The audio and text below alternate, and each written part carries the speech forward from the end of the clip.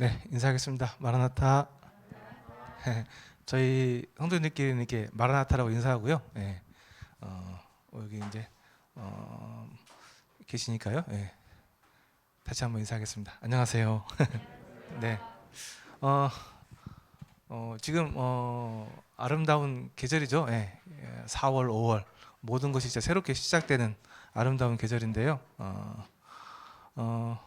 저도 이렇게 4월, 5월 좋아하는 이유가 이렇게 막 새싹 이렇게 파릇파릇 이렇게 나타나는 그런 싱그러움이 좋습니다. 그래서 어렸을 때부터 4월, 5월 이렇게 꽃 이렇게 화려한 꽃도 좋은데 그런 꽃보다는 이렇게 좀 싱그러운 푸른 것들을 좀 좋아하는 것 같아요.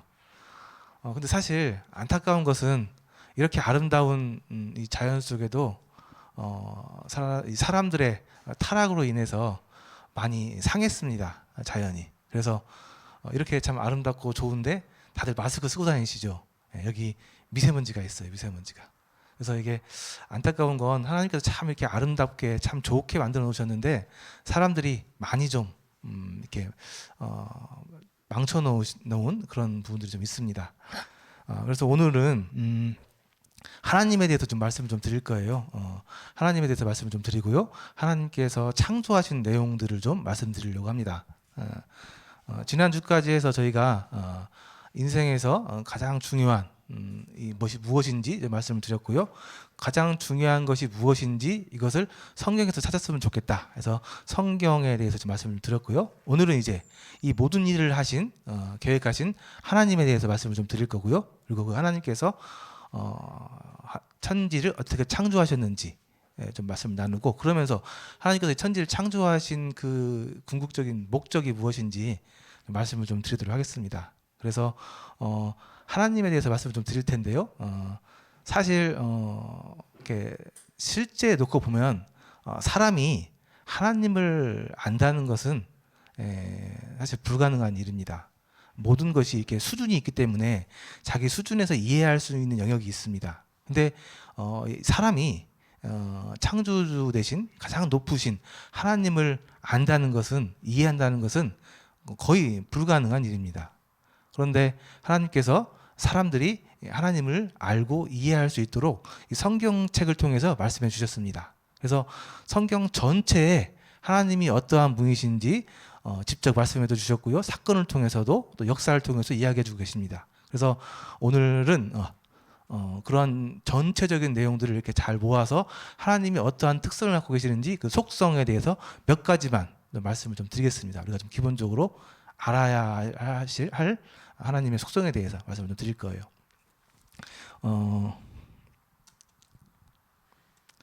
성경에 보면 호세아 6장 3절에 여호와를 알자, 힘써 여호와를 알자. 이게 참 모든 말씀이 그렇지만요, 참 중요한 말씀입니다. 여호와 하나님을 아는 것이 정말 중요합니다. 그리고 사람은 이 하나님을 힘써서 알아야 합니다. 사람들이 살아가면서 많은 사람들을 만나죠. 이 사람의 인생도 이 사람들과의 관계의 연속이라고 얘기합니다.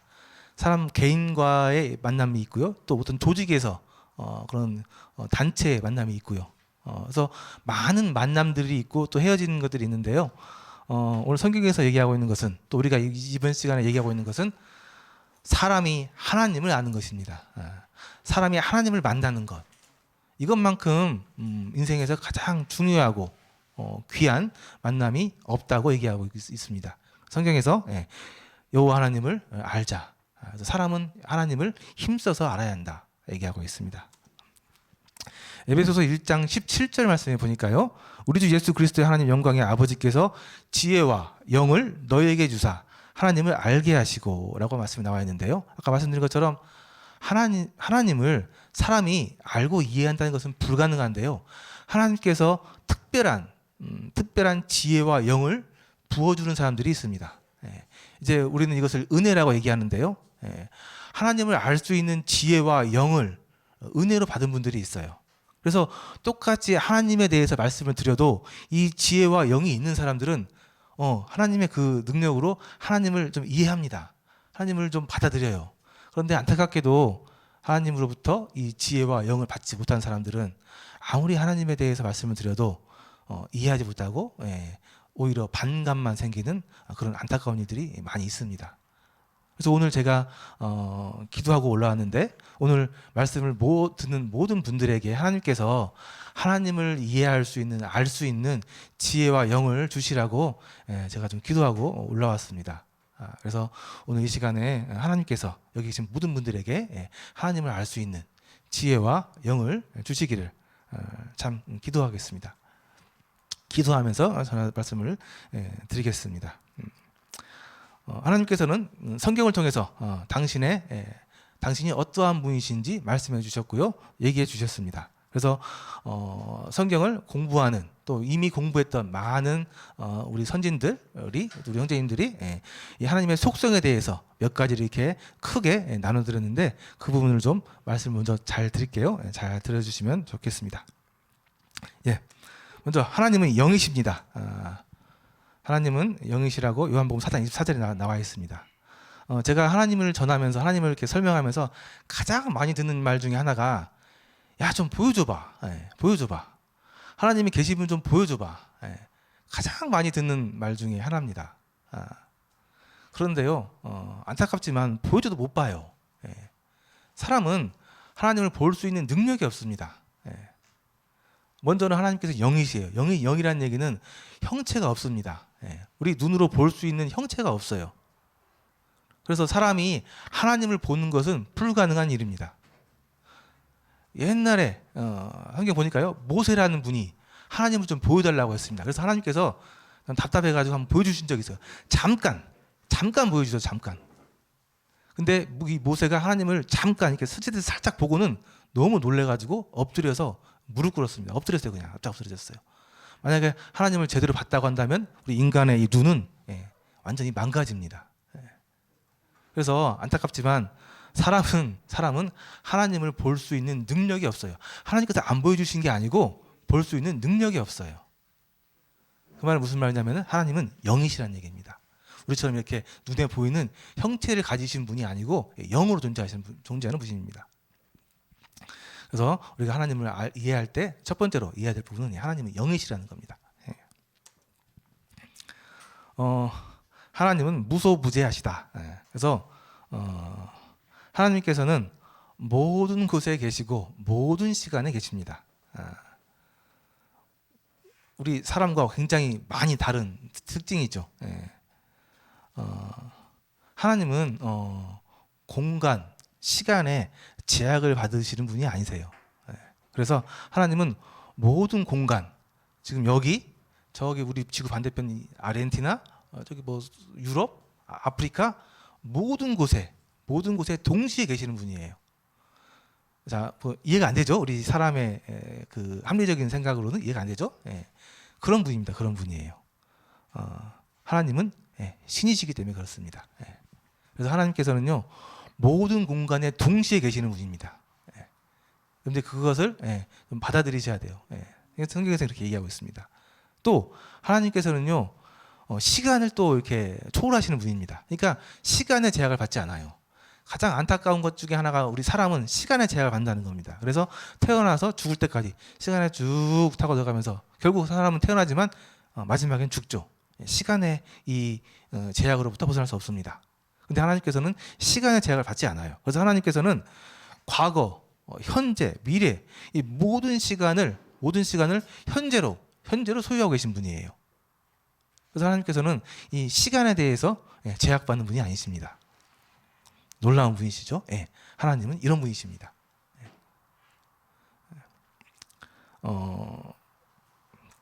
그래서 말씀해 보니까 여호와가 말하노라 나는 천지에 충만하지 아니하냐. 그래서 모든 천지에 하나님께서는 충만하게 계시는 분이시고요. 내가 주의 영을 떠나 어디로 가며 주의 앞에서 어디로 피하리이까. 내가 하늘에 올라갈지라도 거기 계시며 수월에 내려 내 자리를 펼지라도 거기 계시나니. 내가 새벽 날개를 치며 바다 끝에 가서 거주할지라도 거기에서도 주의 손이 나를 인도하시며 주의 오른손이 나를 붙드시니라. 말씀해 보니까요, 하나님께서는 우리가 어디에 가든 또 어디에 있든 하나님께서 함께 하신다라고 말씀에 나와 있습니다. 그래서 성경을 이해하시면서, 하나님을 이해하시면서 하나님은 모든 곳에 모든 시간에 계시다, 그러니까 공간과 시간의 제약을 받지 않으신다. 이게 하나님의 능력이시죠. 하나님은 무소부재하시다. 좀 이해하시면 좋겠습니다. 자, 가장 좋아하는 말이죠. 하나님은 전지전능하시다.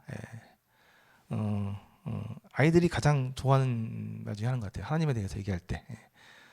우리는 좀 더 깊이 좀 이해할 필요가 있습니다. 하나님께서는 모든 말씀은 능하지 못하심이 없느니라. 대저 하나님의 말씀은 하나님의 모든 말씀은 능하지 못하심이 없느니라. 하나님께서는 많은 일들을 말씀으로 하시는데요. 그 말씀의 능력이 못하시는 것이 없으시다 하면서요. 하나님께서는요. 먼저 모든 것을 알고 계시고요. 모든 것을 하실 수 있습니다. 이게 신이에요. 신. 진짜 신. 진짜 하나님. 모든 것을 알고 계세요. 세상에 있는 모든 것 알고 계시고요. 모든 것이 가능하신 분입니다. 우리 주는 위대하시며 능력이 많으시며 그의 지혜가 무궁하시도다. 그래서 살면서 하나님을 알고 살면서 하나님을 경험하는 사람들이 깜짝깜짝 놀라는 것이 이 하나님의 지혜와 능력. 깜짝깜짝 놀랍니다. 어떻게 하나님은 이렇게 하시지? 어떻게 이런 일을 가능하게 하시지? 이것은 정말 이제 하나님을 알아가는 분들만이 경험하는 하나님의 은혜입니다.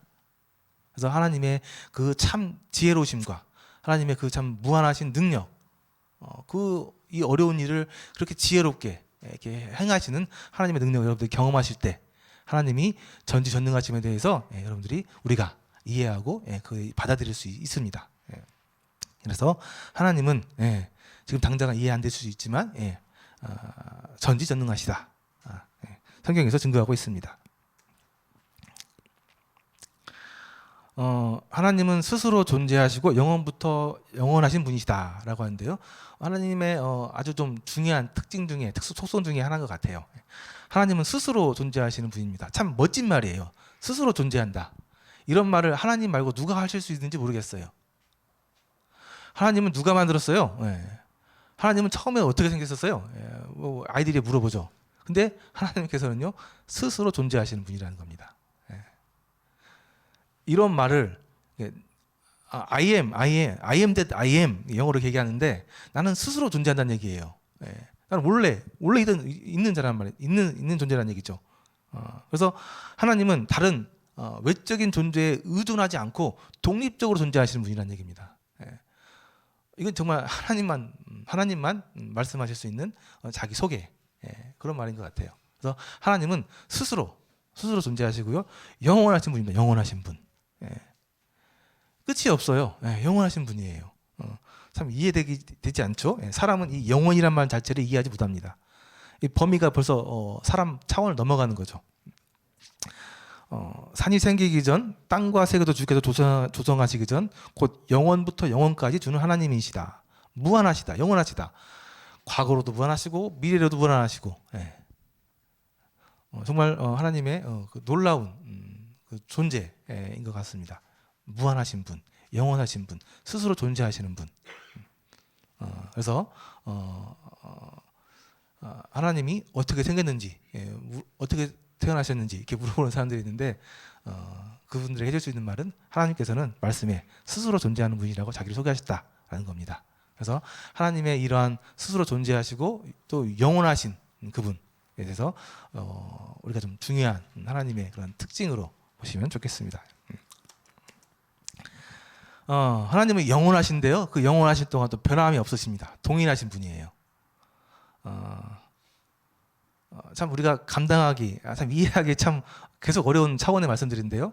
변함이 없으세요. 변함이 없으세요. 동일하시다는 얘기입니다. 우리 주변에 한번 찾아보세요. 영원하지 않고 변하지 않는 것이 있는지 한번 찾아보세요. 하나라도 한번 찾아보세요. 우리 주변에 우리가 알고 있는 것 중에 변하지 않고 영원한 것이 있는지 한번 찾아보세요. 전 못 찾았어요.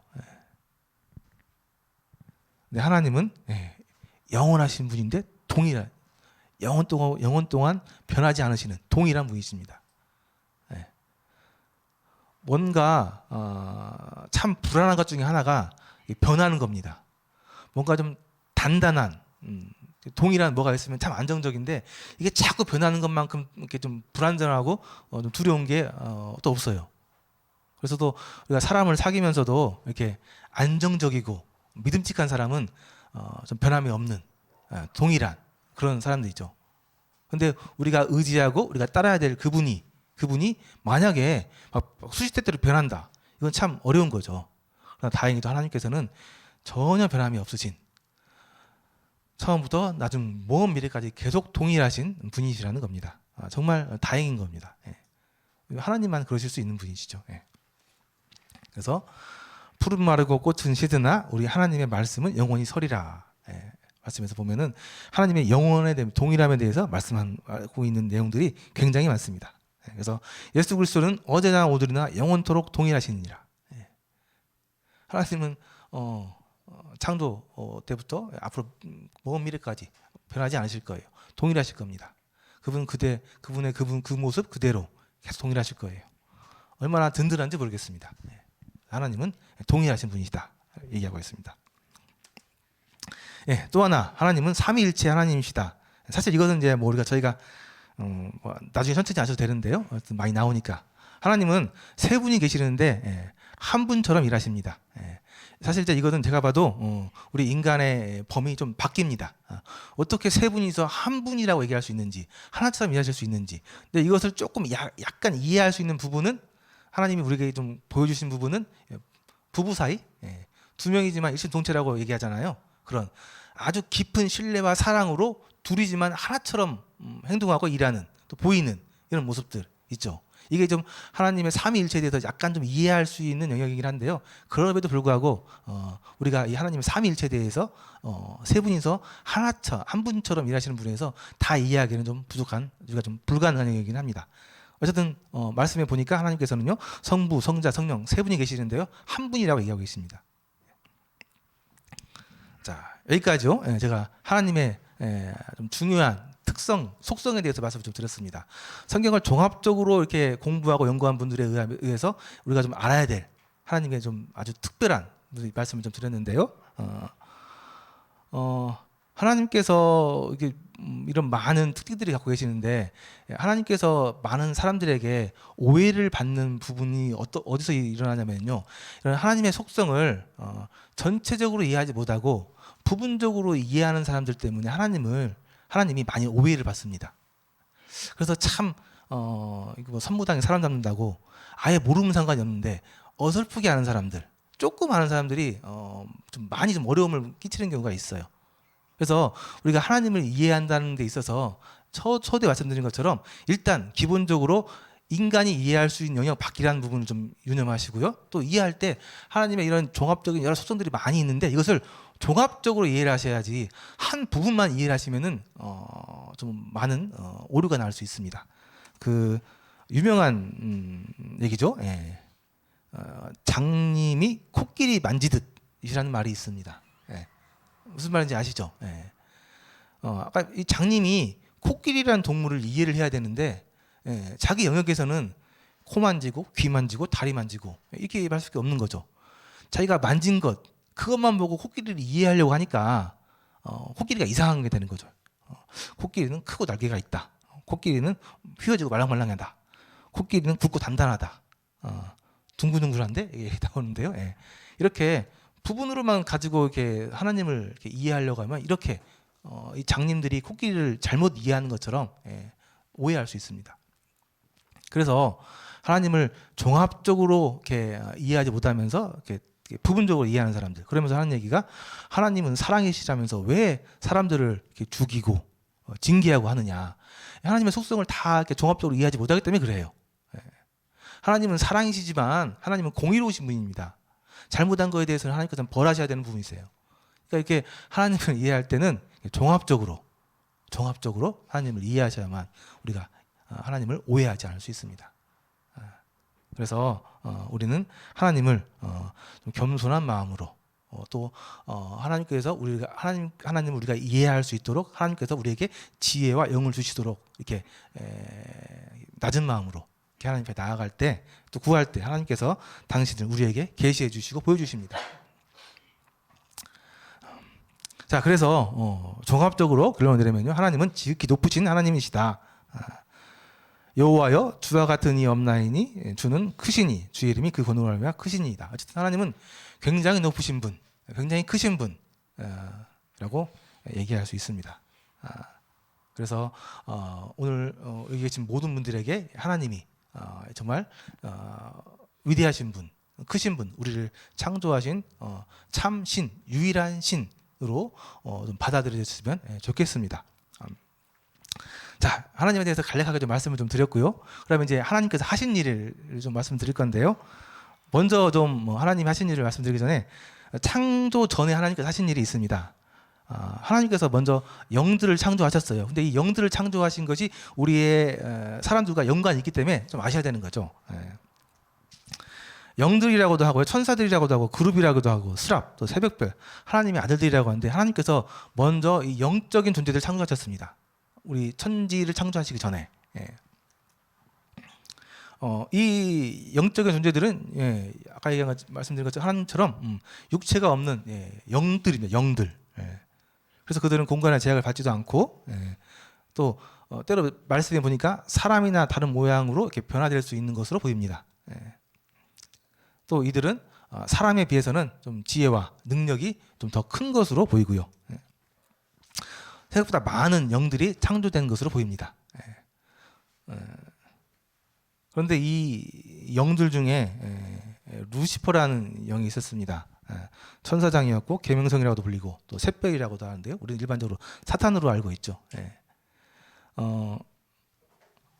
말씀해 보니까요. 너 아침의 아들 계명성이여 어찌 그리 하늘에서 떨어졌으며 너 열국을 엎은 자여 어찌 그리 땅에 찍혔는고 라는 말씀이 있고요. 또 한 말씀 보면요. 내가 내 마음에 이르기를 내가 하늘에 올라 하나님의 뭇별 위에 내 자리를 높이리라. 내가 북극 지폐의 산 위에 앉으리라. 가장 높은 구름에 올라가 지극히 높은 이와 같아지리라 하는도다. 그러나 이제 내가 수월 곧 구덩이 맨 밑에 떨어짐을 당하리로다. 계명성이라고 불리는 천사장이었던 이 사단에 대한 이야기입니다. 하나님께서 많은 영들을 창조하셨는데요. 그 영들은 아까 말씀드린 것처럼 영적인 존재였고 많은 능력을 가진 영들이었습니다. 하나님께서 아마 무슨 어떠한 필요에 의해서 만드신 것 같은데요. 그 영들 중에 이 계명성이라고 하는 사단이라 불리는 영이 있었는데 이 천사죠. 천사장이었다고 얘기하는데요. 이 천사장이 그 마음에 교만한 마음이 들었습니다. 그래서 여기 나와 있는 것처럼 내가 하늘의 뭇별 위에 올라가지고 지극히 높은 자 하나님과 같은 자리에 앉겠다. 내가 하나님과 비기겠다라는 참담한 이러한 마음을 품고 이렇게 반역을 꾀했다가 하나님으로부터 이렇게 징계를 당하고 쫓겨났습니다. 하늘에서.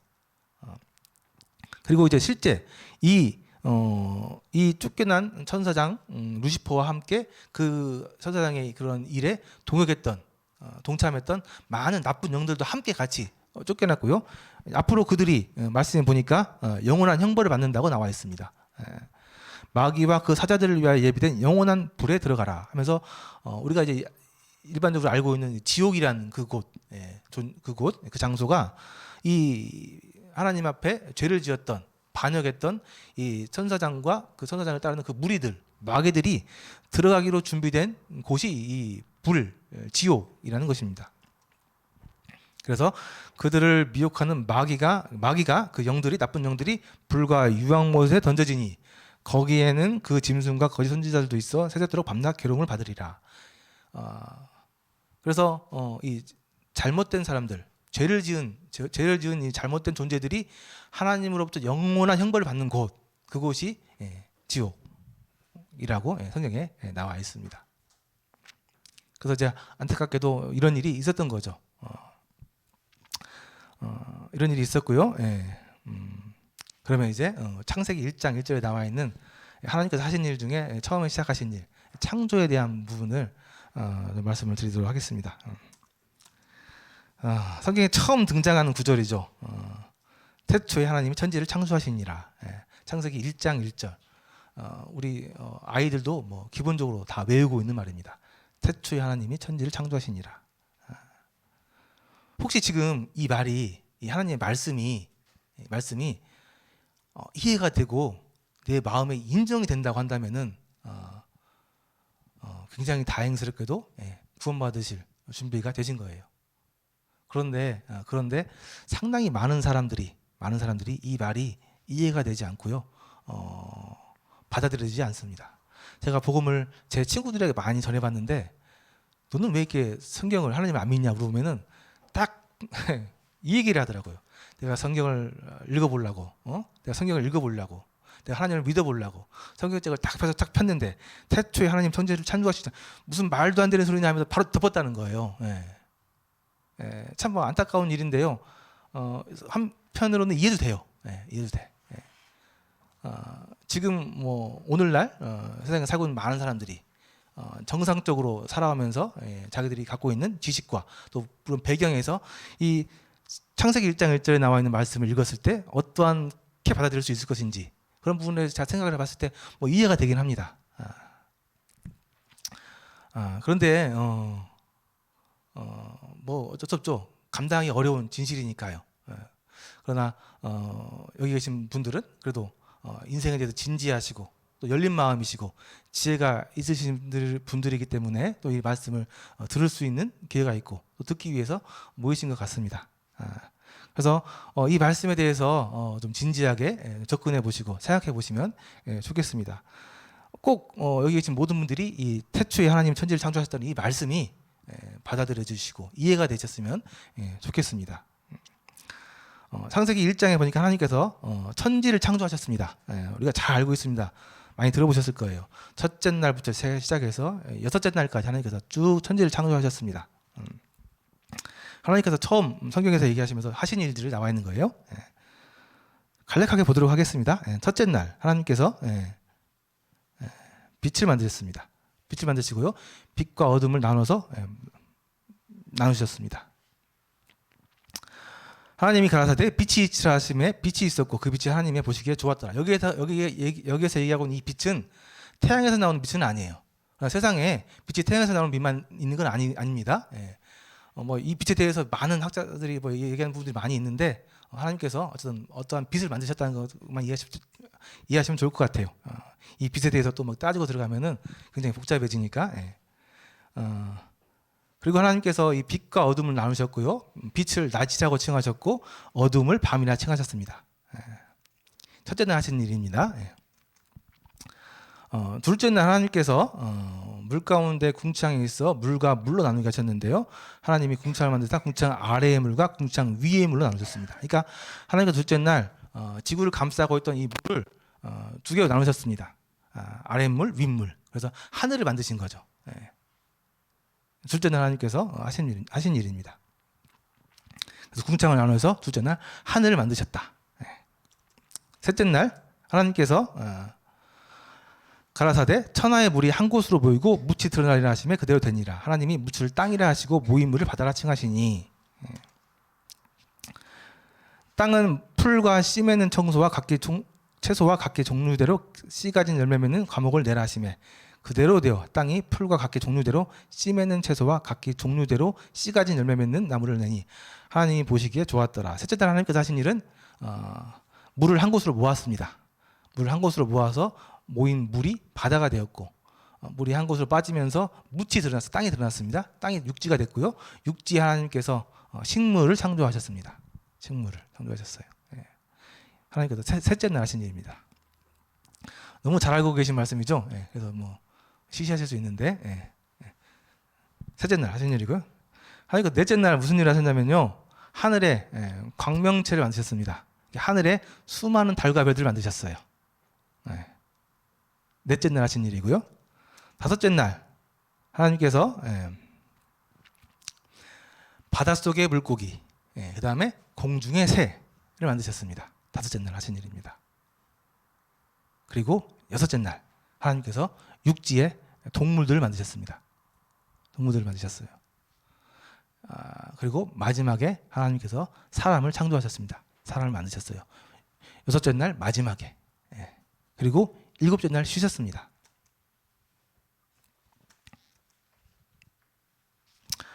이렇게 하나님께서 약 6일 동안 7일에 걸쳐서 6일 동안 천지를 창조하셨습니다. 6일 동안 만드셨어요. 그래서 하나님께서 이렇게 만드시면서 만드실 때마다 보기에 좋았더라. 좋았더라라고 말씀하셨습니다.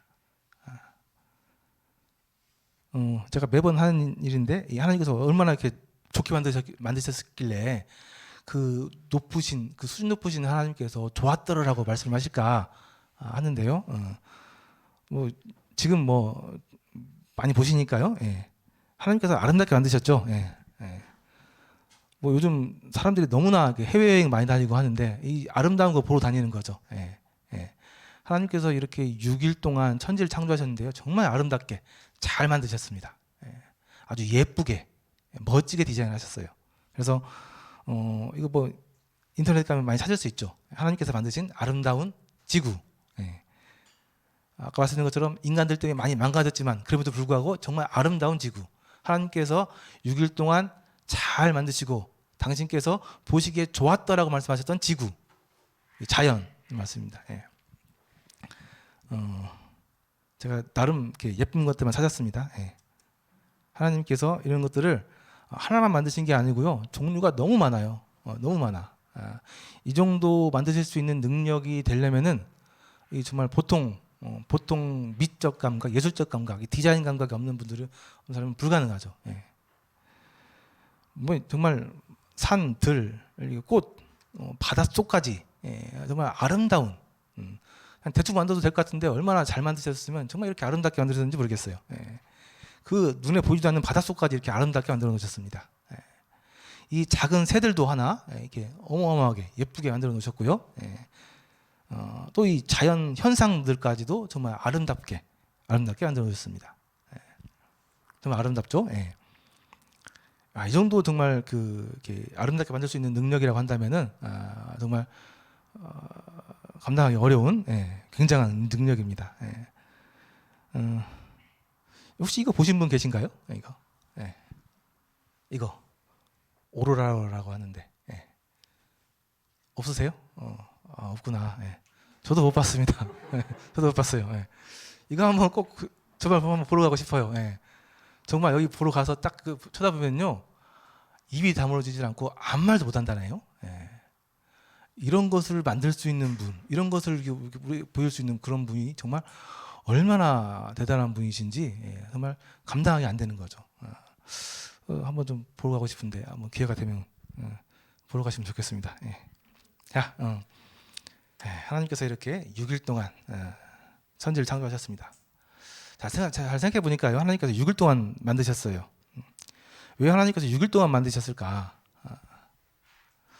제가 보기에 하나님의 능력이라고 한다면 말 한마디면 끝나거든요. 말 한마디면 그냥 6일 동안 만들 이 모든 것들 한 번에 만들 수 있어요. 하나님께서 6일 동안 만드셨습니다. 그리고 6일 맨 마지막에 사람을 만들었어요. 맨 마지막에 사람을 만들었습니다. 그리고 이 6일 동안 만든 그 기록을 창세기 1장 처음에 자세히 기록해 놓으셨어요. 왜 그렇게 하셨을까? 하나님께서는 무슨 일을 하실 때 무슨 일을 하시든 그 일의 궁극적인 목적, 그 끝에는 사람이 있습니다. 한 번에 할 수 있는 일도 6일 동안 나눠서 하신 일은 사람이 그것을 보고 이해할 수 있도록 하기 위한 하나님의 계획이기도 합니다. 하나님은 모든 일을 질서 있게 하세요. 빛을 만들고 하늘을 만들고 육지와 바다를 가르고 이런 일들이 순서대로 쫙 이루어져야만 이게 창조가 가능해요. 아직 육지도 안 만들어졌는데 동물 만들면 어떻게 돼요? 다 빠져 죽어요. 하나님은 이런 모든 그 창조의 과정들을 계획하시고 또 순서대로 질서에 맞게 창조하세요. 그러니까 이게 그냥 누가 지어낸 얘기라고 한다면 대충 지을 수 있거든요. 근데 하나님의 말씀을 보면은 모든 것들이 다 논리적으로 순서에 맞게 질서 있게 만들어지는 되는 것들이 성경에 다 이렇게 기록이 되어 있습니다. 그러니까 하나님께서는 그분이 얼마나 계획적이고 또 질서 있으시고 또 능력이 있으신지 이러한 모든 과정들을 통해서 다 우리 사람들이 이해할 수 있게 볼 수 있게 하시는 분이에요. 그래서 우리는 이 천지창조의 과정을 통해서만 보더라도 하나님께서 얼마나 계획적이시고 또 능력이 있으시고 또 얼마나 사람을 사랑하시면 이렇게 좋게 아름답게 만드셨을까라는 부분을 엿볼 수 있습니다. 왜 그러냐면 맨 마지막에 사람을 만들었기 때문에. 이 모든 것들을 잘 만들어 놓고 그 다음에 그곳에 사람을 만들었기 때문에 하나님께서는 결국 이 창조의 과정도 결국 사람을 위해서 하신 것, 사람을 위해 만들었다고 말씀드릴 수 있는 겁니다.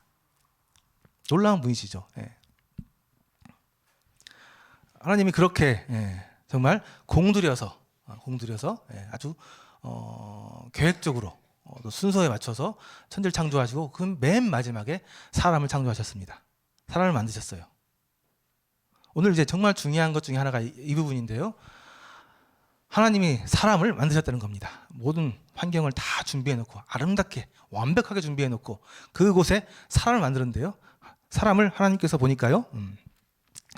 하나님이 이르시되 우리의 형상을 따라 우리의 모양대로 우리가 사람을 만들고 하나님이 자기 형상 곧 하나님의 형상대로 사람을 창조하시되 남자와 여자를 창조하시고 라고 말씀이 나와 있는데요. 여기 보면 하나님께서 사람을 어떻게 만들어주셨는지 얘기하고 계십니다. 형상이라는 말이 나오는데요. 형상이라는 말만 3번 나오고 있습니다. 하나님께서 모든 만물을 만드시면서 만드셨다는 얘기만 하셨지 자세히 얘기한 것은 사람이 좀 유일한 것 같아요. 뭐 어떻게 만드는 것도 중요하지만 하나님께서 우리 사람이 이해할 수 있게 얘기하신 것은 하나님 자신, 당신의 형상을 따라서 사람을 만들었다는 겁니다. 이것은 사실 좀 이거 깊이 생각하면은 감당하기 어려운 너무나 은혜로운 감사한 말씀입니다. 우리는 그냥 하나님께서 그냥 잘 만든 존재, 피조물 정도가 아니고요. 하나님 당신의 형상, 하나님과 비슷하게 만들었다는 얘기입니다. 그러니까 우리는 하나님과 닮았다는 얘기예요. 그 높으신, 그 위대하신 하나님을 닮은 존재라는 겁니다. 사람은. 그래서 하나님께서 사람을 이렇게 존귀하게 보시고 이렇게 잘 만들어진 환경 가운데 딱 만드셨다는 얘기입니다. 근데 좀 오해하시는 게 형상이라는 말 때문에 그러면 정말 우리가 하나님을 닮았다는 얘기냐? 하나님도 우리처럼 이렇게 생겼다는 얘기냐? 근데 그건 아니죠. 왜냐하면 하나님께서는 영이시기 때문에 하나님께서는 우리 좀 눈에 보이는 물질적인 존재가 아니시잖아요. 그러니까 하나님을 닮았다, 하나님의 형상대로 만들어졌다는 얘기는 우리 모양이, 우리 생김새가 하나님과 닮았다는 얘기는 아니고요. 제가 아까 말씀드렸죠. 하나님의 속성에 대해서 영원하시고 전지전능하시고 그다음에 뭐 무소부재하시고 말씀드렸죠. 그런 하나님의 속성을 약간 닮은 그런 존재라는 겁니다. 그래서 어쨌든 하나님께서는 당신의 닮은 존재로 사람을 만들었기 때문에 하나님께 이 사람은 굉장히 의미 있는 그런 존재예요. 우리가 봤을 때도 우리의 나를 닮은 존재 있잖아요. 결혼하면 자녀 낳잖아요. 나를 닮은 존재 남다르죠. 특별합니다. 그죠? 나를 닮은 우리 아들 딸들 나에게 얼마나 소중한 특별한 존재입니까? 그죠? 예. 그런 것처럼 하나님께서도 하나님의 형상을 닮은 우리 사람은 하나님께 정말 특별한 존재입니다. 그래서 사람은 하나님의 형상을 닮았는데요. 2가지를 좀 말씀드리겠습니다. 여러 가지 부분이 있을 수 있는데요. 하나님을 닮았다, 사람이 하나님을 닮았다 하는 부분에 있어서 어떠한 부분 때문에 우리가 하나님을 닮았다 얘기할 수 있느냐, 여러 부분들이 있는데 이 2가지를 좀 말씀드리려고 하는데요. 하나는 영성, 하나는 자유의지입니다. 사람은 영성이 있습니다. 영성이 있어요. 영적인 존재라고도 얘기하는데요. 다른 피조물과 다르게 영성이 좀 있습니다. 이거는 뭐 성경에서 얘기하는 것뿐만 아니라 일반 심리학에서도 이렇게 얘기합니다. 이게 보면 제가 올린 게 지금 신경상담학에서 얘기하는 로버트 딜츠라는 사람이 인간의 의식 레벨을 이렇게 정해 놓은 거예요. 그래서 맨 밑에 하위 의식에는 환경, 행동, 능력이 있고요.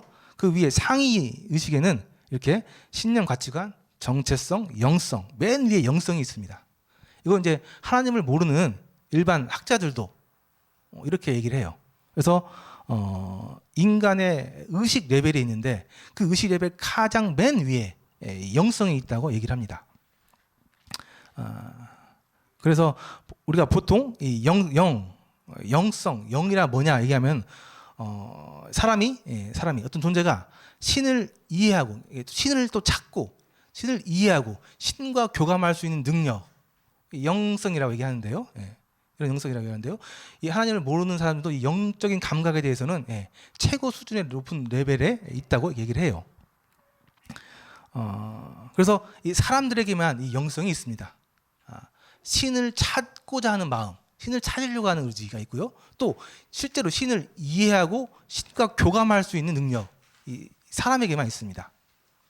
그래서 사람의 특징들 중에 뭐 인류학을 공부하시는 분들 얘기 들어보면 사람의 특징 중에 가장 두드러진 특징이 뭐냐면은 종교성이 있다는 거예요. 종교성이. 그래서 어디를 가도 사람들은 다 자기들만의 우상, 신을 만들어 가지고 신을 경배한다는 거예요. 사람들에게는 이 영성이 있다는 겁니다. 이 신경 상담학에서 이 의식, 하위 의식, 상위 의식 얘기하는데요. 재밌는 거는 이 학자들이 얘기하는 것이 사람이 살아가면서 많은 문제들이 생기는데 이런 문제들은 대부분 이 하위 의식이 생겨납니다. 환경에서 문제가 많이 생기죠. 내가 있는 이 환경이 어려워지 생기면 사람이 문제가 생기잖아요. 또 자신의 행동이나 능력, 사람들의 행동하는 것들, 또 자신의 능력 때문에 문제가 많이 생깁니다. 그것 때문에 어려워하죠. 그래서 이러한 행동이나 환경 이런 것에서 그 문제를 해결하려고 하면은 그 문제가 해결될 수 있긴 하지만 그게 궁극적이지는 않다고 해요. 결국 이 문제를 해결하는 것은 그 상위 레벨, 신념, 가치관, 정체성, 영성인 부분에서 이 문제를 해결해야 그 문제가 근본적으로 해결된다고 얘기합니다. 이 문제를 좀 쉽게 얘기해 드리면요, 우리가 그 잘 알고 있는 미운 오리 새끼 이야기 잘 아시죠? 미운 오리 새끼 이야기. 예. 그 오리가 알을 낳았는데 그 중에 이상한 알이 하나 있는 거예요. 예. 그리고 이상한 놈이 하나 태어난 거죠. 예. 좀 달라요. 뭐 여러 명이 있는데 그 중에 유일하게 걔만 좀 달라. 얘만 좀 못생겼어. 그래서 얼마나 공격을 많이 당해요? 괴로워하고 얼마나 힘들어합니까? 그죠? 이 환경에서 어려운 거예요. 다르다는 이유로 어려운 거예요. 그래서 그것 때문에 정말 힘들어하고 괴로워하고 했는데 나중에 이 이상한 놈이 뭐로 판명이 났어요?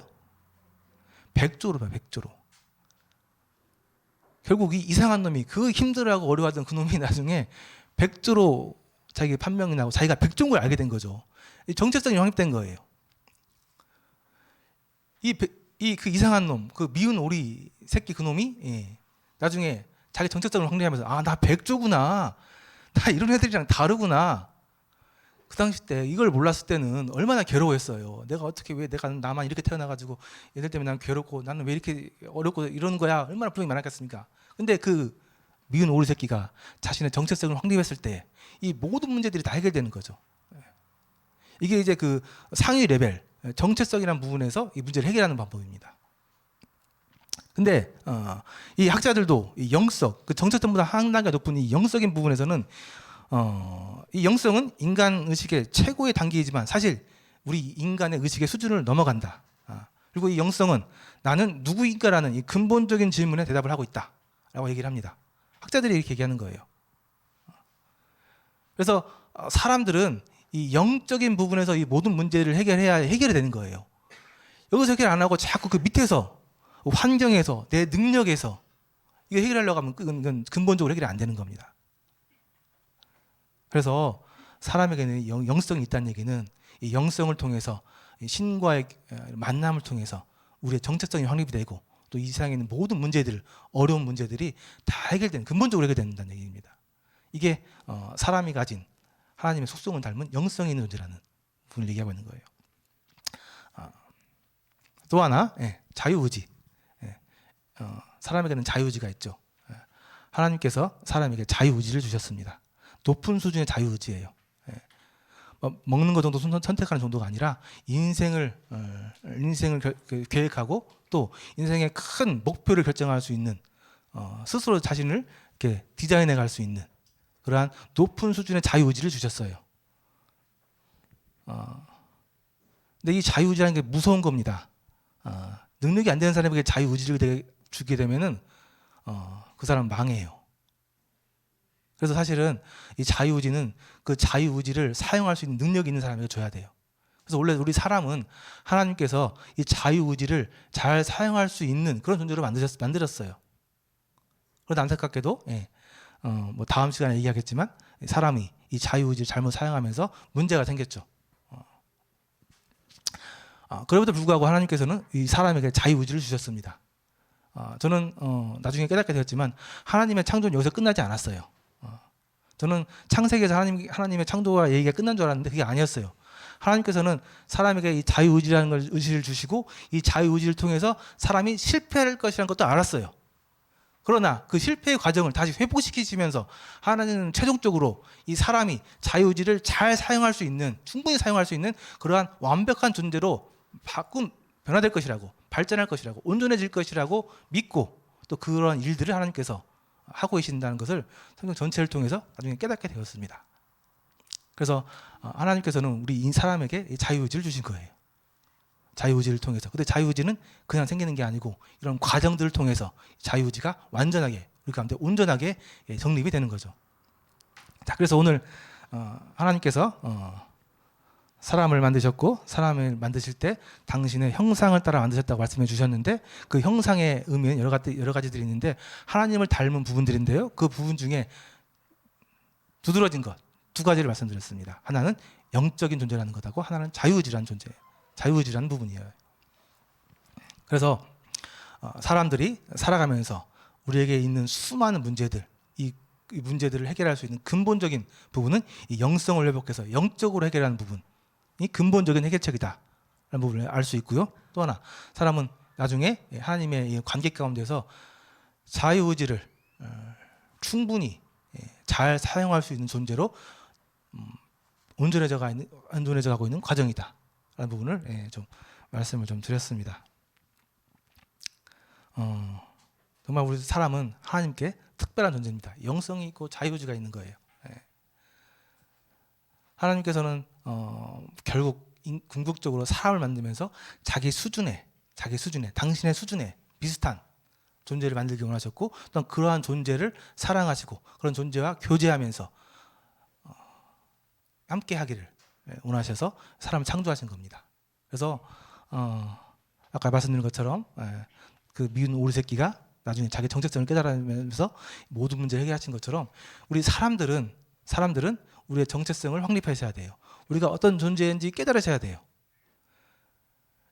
그걸 아시고 그걸 정체성을 확립하게 될 때 이 세상의 모든 문제들이 우리의 영적인 미래의 문제까지 다 해결이 되는 겁니다. 그것을 그런 영적인 부분에서 해결하지 않고 자꾸 그 환경 안에서 그 건건별로 해결하려고 하면 해결이 안 되는 거죠. 자, 마치겠습니다. 창세기 1장 맨 마지막에 하나님께서 하나님이 지으신 그 모든 것을 보시기에 심히 좋았더라라고 말씀해 주셨습니다. 얼마나 보기 좋으셨으면 하나님께서 이렇게 당신께서 보기 좋으셨다고 이것을 기록해 놓으셨어요. 한 번이 아니라 여러 번 기록해 놓으셨어요. 하나님께서 참 보기 좋게 만드셨고 그 보기 좋게 만든 곳에 가장 보기 좋은 가장 아름다운 사람이라는 사람을 창조해서 놓으셨고 그 모든 것을 보시고 좋았더라, 심히 좋았더라라고 하나님께서 직접 말씀해 주셨습니다. 그래서 우리 사람들은 하나님 보시기에 심히 좋은, 심히 아름다운, 하나님께서 굉장히 만족해 하시는 그런 존재들입니다. 그래서 우리 사람들은 하나님 앞에 우리가 어떠한 존재인지, 하나님 앞에 우리가 어떠한 의미인지 우리의 정체성, 우리의 원래 모습을 회복하셔야 되는 거예요. 그렇게 할 때 사람은 사람답게 하나님 앞에서 진짜 참 사람으로 하나님의 자녀로 우리가 다시 태어날 수 있습니다. 그래서 오늘 하나님에 대해서 말씀을 좀 드렸고요. 하나님께서 창조하신 내용을 좀 말씀드렸습니다. 다음 시간부터 또 계속해서 하나님의 창조는 쭉 이어집니다. 하나님의 창조는 끝나지 않았어요. 그런 과정이 있는 거죠. 하나님께서 이걸 그냥 하나님 뜻대로 그냥 쫙 이끌어 나가는 게 아니고요. 인격적으로 사람들과 대화하고 또 같이 행동하시면서 이런 굴곡, 사건을 겪으시면서 이런 시간과 사건들 속에서 하나님께서 이 사람들을 완벽한 존재로 창조해 나가십니다. 완벽한 존재로 키워 나가시는 거예요. 만들어 나가시는 거예요. 그래서 그러한 과정들이 쭉 창세기부터 시작해서 쭉 나오고 있습니다. 그래서 다음 시간부터 계속해서 또 하나님의 창조 과정들을 어떠한 일들이 있었는지 좀 말씀을 드리면서 하나님에 대해서 더 깊이 알 수 있게 하시고요. 그런 가운데서 하나님이 어떻게 해야 되는지 우리의 하나님 앞에 자세에 대해서 또 우리의 삶에 대해서 잘 생각해보는 그런 시간들을 이어서 갖도록 하겠습니다. 그러면 오늘은 여기까지 마치고요. 식사하시고요. 다음 시간에도 또 하나님 말씀으로 교제할 수 있도록 하겠습니다. 네, 그러면 기도하고 마치도록 하겠습니다. 아버지 하나님, 오늘 우리에게 지혜와 영을 주셔서 하나님을 알 수 있도록 해주셔서 참으로 감사를 드립니다. 하나님께서 세상 모든 만물을 창조하시고 또 우리 사람을 당신의 형상대로 창조하시고 기뻐하셨던 것을 보게 될 때 참으로 감사합니다. 아버지 하나님, 혹시 저희가 하나님 앞에서 우리의 정체성을 잃어버렸다고 한다면, 우리의 본 모습을 잊고 있다고 한다면 하나님의 말씀을 통해서 다시 회복하게 하시고 하나님 앞에 하나님의 참 귀한 자녀로 다시 자리 잡을 수 있도록 다시 돌아갈 수 있도록 하나님 도우시고 인도해 주시기를 기도드립니다. 계속해서 전해지는 말씀 가운데 우리가 하나님의 말씀을 잘 듣게 하시고 하나님의 말씀의 능력으로 하나님의 놀라운 은혜와 축복을 얻게 되는, 누리게 되는 귀한 시간이 될 수 있도록 주님 선하게 인도해 주시기를 기도드립니다. 오늘의 시간을 감사드리며 예수님의 이름으로 기도드렸습니다. 아멘. 네, 수고하셨습니다. 식사하시겠습니다.